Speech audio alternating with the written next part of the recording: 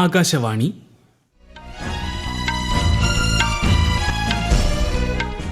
നമസ്കാരം. വാർത്തകൾ വായിക്കുന്നത് അരവിന്ദ്.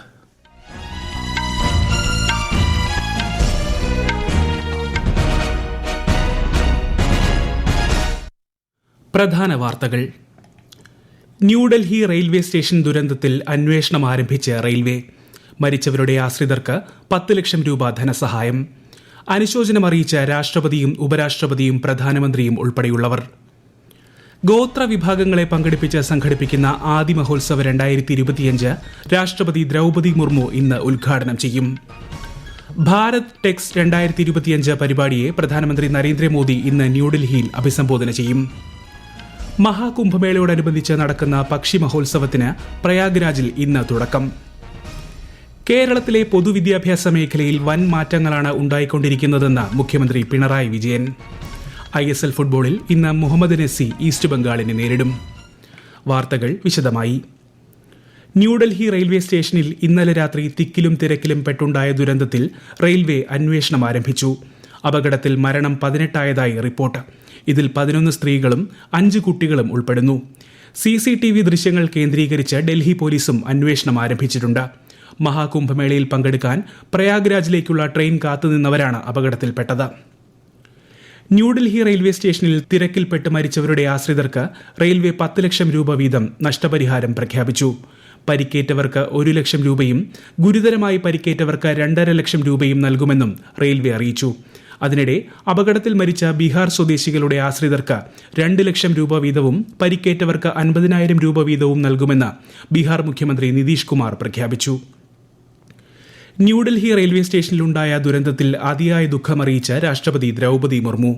മരിച്ചവരുടെ കുടുംബങ്ങളെ രാഷ്ട്രപതി അനുശോചനമറിയിച്ചു. പരിക്കേറ്റവർ വേഗത്തിൽ സുഖം പ്രാപിക്കട്ടെയെന്ന് രാഷ്ട്രപതി സമൂഹമാധ്യമ പോസ്റ്റിൽ കുറിച്ചു. സംഭവത്തിൽ ഉപരാഷ്ട്രപതി, പ്രധാനമന്ത്രി, റെയിൽവേ, ആഭ്യന്തര, രാജ്യരക്ഷാ മന്ത്രിമാർ തുടങ്ങിയവരും ദുഃഖം രേഖപ്പെടുത്തി.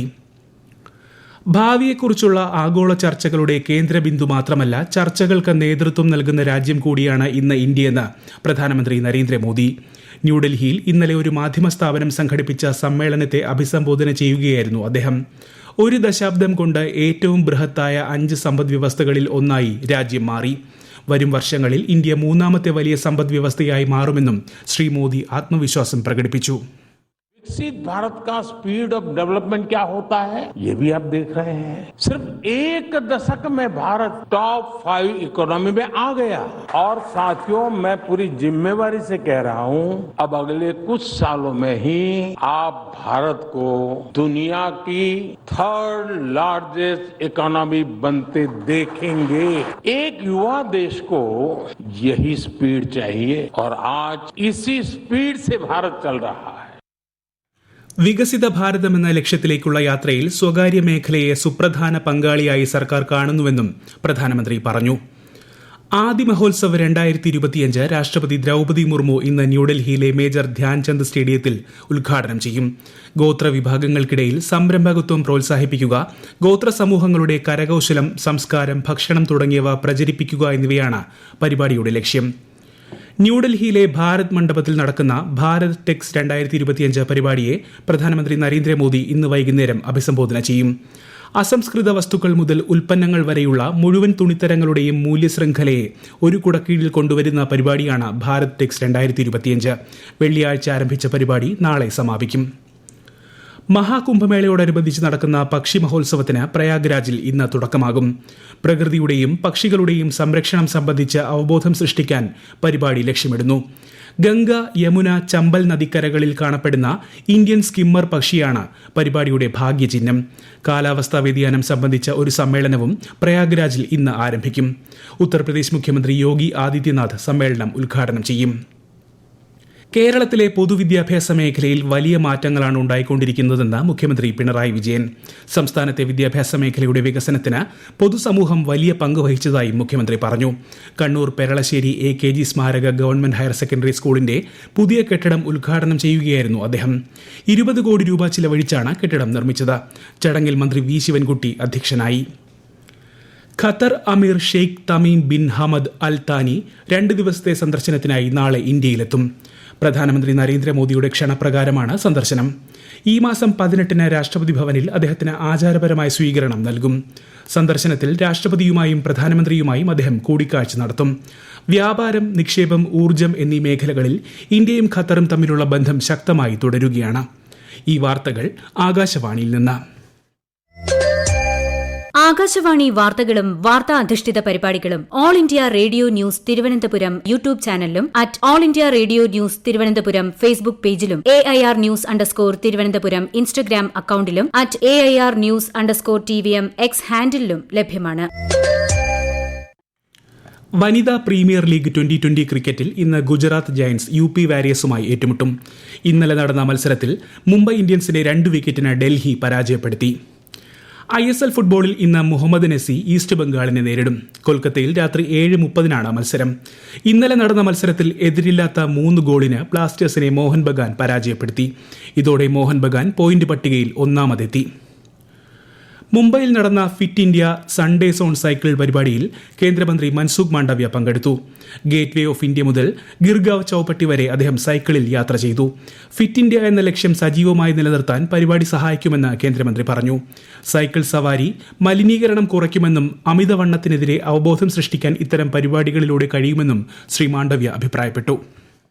संडे ऑन साइकिल के माध्यम से फिट इंडिया का मंत्र भी साकार होता है, पोल्यूशन का सॉल्यूशन भी है और ओबेसिटी के सामने हम अवेयरनेस कर सकते हैं.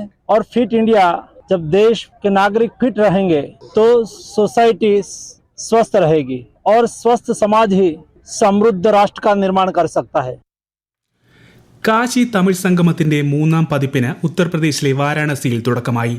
തമിഴ്നാടും കാശിയും തമ്മിലുള്ള സാംസ്കാരിക ബന്ധം ശക്തിപ്പെടുത്തുന്നത് ലക്ഷ്യമിട്ടാണ് 10 ദിവസത്തെ സംഗമം സംഘടിപ്പിക്കുന്നത്. സംഗമത്തിൽ പങ്കെടുക്കാൻ ജനങ്ങളോട് പ്രധാനമന്ത്രി നരേന്ദ്രമോദി നിർദ്ദേശിച്ചു. ഹരിയാനയിലെ ഫരീദാബാദിൽ നടക്കുന്ന 38ാമത് സൂരജ് കുണ്ട് അന്താരാഷ്ട്ര കരകൗശലമേളയിൽ സന്ദർശകരുടെ തിരക്ക് തുടരുന്നു. Egypt, Ethiopia, Syria, Afghanistan, Belarus തുടങ്ങി 42ഓളം രാജ്യങ്ങളിൽ നിന്നുള്ള 600ഓളം പ്രതിനിധികൾ മേളയിൽ പങ്കെടുക്കുന്നുണ്ട്. മേള ഈ മാസം 23-ന് സമാപിക്കും. ഈ മാസം 21, 22 തീയതികളിൽ കൊച്ചിയിൽ നടക്കുന്ന ഇൻവെസ്റ്റ് കേരള ആഗോള നിക്ഷേപക ഉച്ചകോടിയിൽ 25 രാജ്യങ്ങളിൽ നിന്നുള്ള നയതന്ത്ര പ്രതിനിധികൾ പങ്കെടുക്കുമെന്ന് സംസ്ഥാന വ്യവസായ മന്ത്രി P. രാജീവ്. കേരളത്തിന്റെ താൽപര്യങ്ങൾ സംരക്ഷിക്കാൻ എല്ലാവരും ഒരുമിച്ച് നിൽക്കണമെന്നും അദ്ദേഹം അഭ്യർത്ഥിച്ചു. പടിഞ്ഞാറൻ ഹിമാലയൻ മേഖലകളിൽ ഇന്നു മുതൽ മോശം കാലാവസ്ഥയ്ക്ക് സാധ്യതയെന്ന് കേന്ദ്ര കാലാവസ്ഥാ വകുപ്പ്. ഈ മാസം 21 വരെ ജമ്മു കശ്മീർ, ലഡാക്ക്, ഗിൽഗിത് ബാൾട്ടിസ്ഥാൻ, മുസഫറാബാദ്, ഹിമാചൽ പ്രദേശ് എന്നിവിടങ്ങളിൽ മഴ പ്രതീക്ഷിക്കുന്നു. വരുന്ന 3 ദിവസങ്ങളിൽ ഉത്തർപ്രദേശ്, ഉത്തരാഖണ്ഡ്, രാജസ്ഥാൻ, പഞ്ചാബ്, ഹരിയാന എന്നിവിടങ്ങളിലും സമാന കാലാവസ്ഥയായിരിക്കും. അടുത്ത 4 ദിവസങ്ങളിൽ മധ്യ ഇന്ത്യയിൽ കുറഞ്ഞ താപനിലയിൽ 2 മുതൽ 3 ഡിഗ്രി സെൽഷ്യസ് വരെ ക്രമേണ വർധനവുണ്ടാകുമെന്നും കേന്ദ്ര കാലാവസ്ഥാ വകുപ്പ് അറിയിച്ചു. യുക്രൈന്റെ സമാധാന ചർച്ചകളിൽ യൂറോപ്പ് പങ്കെടുക്കുന്നില്ലെന്ന് അമേരിക്ക. ജർമ്മനിയിലെ മ്യൂണിക്കിൽ ഇന്നലെ നടന്ന ആഗോള സുരക്ഷാ സമ്മേളനത്തിൽ പങ്കെടുത്ത ശേഷം US പ്രസിഡന്റിന്റെ സഹായിയും റഷ്യ യുക്രൈൻ നയതന്ത്ര പ്രതിനിധിയുമായ കീത്ത് കെല്ലോഗാണ് ഇക്കാര്യം വ്യക്തമാക്കിയത്. മേഖലയിൽ സമാധാനം സ്ഥാപിക്കുന്നതിനായി കെല്ലോഗ് ഇപ്പോൾ യൂറോപ്യൻ പര്യടനത്തിലാണ്. അതിനിടെ യുക്രൈന് പിന്തുണ നൽകുന്നതിൽ ഒരുമിച്ച് പ്രവർത്തിക്കാൻ യൂറോപ്യൻ രാജ്യങ്ങളോട് NATO secretary general Mark Rutte അഭ്യർത്ഥിച്ചു. ഈ വർഷത്തെ ബ്രിക്സ് ഉച്ചകോടി റിയോ ഡി ജനീറോയിൽ ജൂലൈ 6, 7 തീയതികളിൽ നടക്കും. ബ്രസീൽ, റഷ്യ, ഇന്ത്യ, ചൈന, ദക്ഷിണാഫ്രിക്ക, മറ്റ് അംഗരാജ്യങ്ങൾ എന്നിവയാണ് ബ്രിക്സ് രാജ്യങ്ങൾ. 20 അംഗരാജ്യങ്ങളിൽ നിന്നും അനുബന്ധ രാജ്യങ്ങളിൽ നിന്നുമുള്ള നേതാക്കൾ ഉച്ചകോടിയിൽ പങ്കെടുക്കും. സാമ്പത്തിക വികസനം, സഹകരണം, അംഗരാജ്യങ്ങളിലെ ജീവിത സാഹചര്യങ്ങൾ മെച്ചപ്പെടുത്തൽ എന്നിവ സംബന്ധിച്ച പ്രധാന തീരുമാനങ്ങളിൽ യോഗം ശ്രദ്ധ കേന്ദ്രീകരിക്കുമെന്ന് ബ്രസീൽ വിദേശകാര്യമന്ത്രി മൗറോ വിയേര പറഞ്ഞു. ഉത്തരാഖണ്ഡിലെ ചമോലിയിൽ ഇന്ത്യ ടിബറ്റ് അതിർത്തി പ്രദേശങ്ങൾ സന്ദർശിക്കുന്നതിനുള്ള ഇന്നർ ലൈൻ പെർമിറ്റ് ലഭ്യമാക്കുന്നതിന് ഓൺലൈൻ പോർട്ടൽ ആരംഭിച്ച ചമോലി ജില്ലാ ഭരണകൂടം. അനുമതിക്കുള്ള അപേക്ഷകൾ മുൻപ് നേരിട്ടാണ് സ്വീകരിച്ചിരുന്നത്. പ്രധാന വാർത്തകൾ വീണ്ടും. ന്യൂഡൽഹി റെയിൽവേ സ്റ്റേഷൻ ദുരന്തത്തിൽ അന്വേഷണം ആരംഭിച്ച റെയിൽവേ. മരിച്ചവരുടെ ആശ്രിതർക്ക് 10 ലക്ഷം രൂപ ധനസഹായം. അനുശോചനം അറിയിച്ച രാഷ്ട്രപതിയും ഉപരാഷ്ട്രപതിയും പ്രധാനമന്ത്രിയും ഉൾപ്പെടെയുള്ളവർ.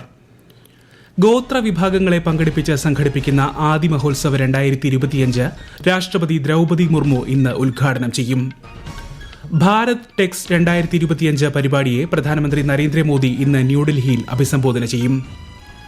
മഹാകുംഭമേളയോടനുബന്ധിച്ച് നടക്കുന്ന പക്ഷി മഹോത്സവത്തിന് പ്രയാഗ്രാജിൽ ഇന്ന് തുടക്കം. കേരളത്തിലെ പൊതുവിദ്യാഭ്യാസ മേഖലയിൽ വൻ മാറ്റങ്ങളാണ് ഉണ്ടായിക്കൊണ്ടിരിക്കുന്നതെന്ന് മുഖ്യമന്ത്രി പിണറായി വിജയൻ. ISL ഫുട്ബോളിൽ ഇന്ന് മുഹമ്മദ് നസി ഈസ്റ്റ് ബംഗാളിനെ നേരിടും. വാർത്തകൾ കഴിഞ്ഞു. അടുത്ത വാർത്താ പ്രക്ഷേപണം വൈകിട്ട് 6:30.